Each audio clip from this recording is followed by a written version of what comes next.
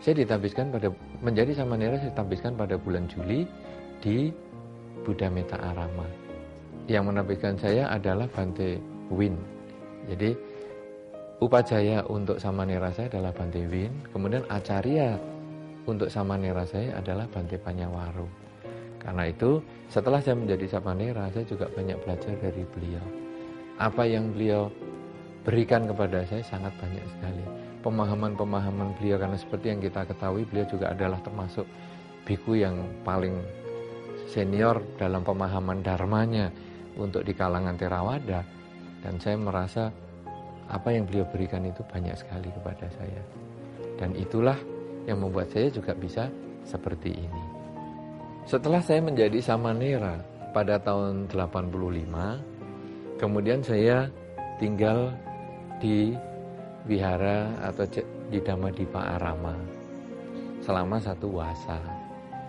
Karena saya harus ikut dengan guru pembimbing yaitu Bante Subala Ratano. Dan beliau sebetulnya juga banyak memberi masukan. Karena saya ketika sebagai samanera pada usia 25 tahun, usia fisik saya 25 tahun. Tetapi usia mental saya sebagai samanera 0 tahun. Sehingga beliau banyak membimbing seperti seorang ayah kepada anaknya. Ngajari saya banyak hal tentang dharma. Ngajari saya tentang bagaimana bersikap yang baik sebagai seorang samanera. Kemudian saya berangkat ke Thailand. Karena pada saat itu penabisan seorang biku tidak bisa di Indonesia. Bikunya masih kurang. Dan ketika saya dianggap cukup untuk jadi biku, maka saya dikirim ke Bangkok. Di sana saya ditabiskan di wihara yang namanya Wat Bowon. Dan yang menabiskan saya adalah Somdet.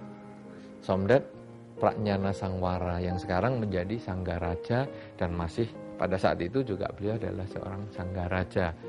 Ya, kemudian acarya saya atau yang menjadi guru saya adalah Cakun Dhammadiloka. Ya, beliau juga memberikan banyak masukan, tetapi karena perbedaan bahasa memberikannya buku-buku dan lain sebagainya. Saya ditabiskan di Wat Bowon, tetapi saya tidak tinggal lama di Wat Bowon. Tetapi saya ditabiskan di Wat Bowon dan kemudian saya masuk ke wihara hutan. Yaitu saya tinggal dengan Longpotet atau yang dikenal dengan Acantet Desa Rangsi.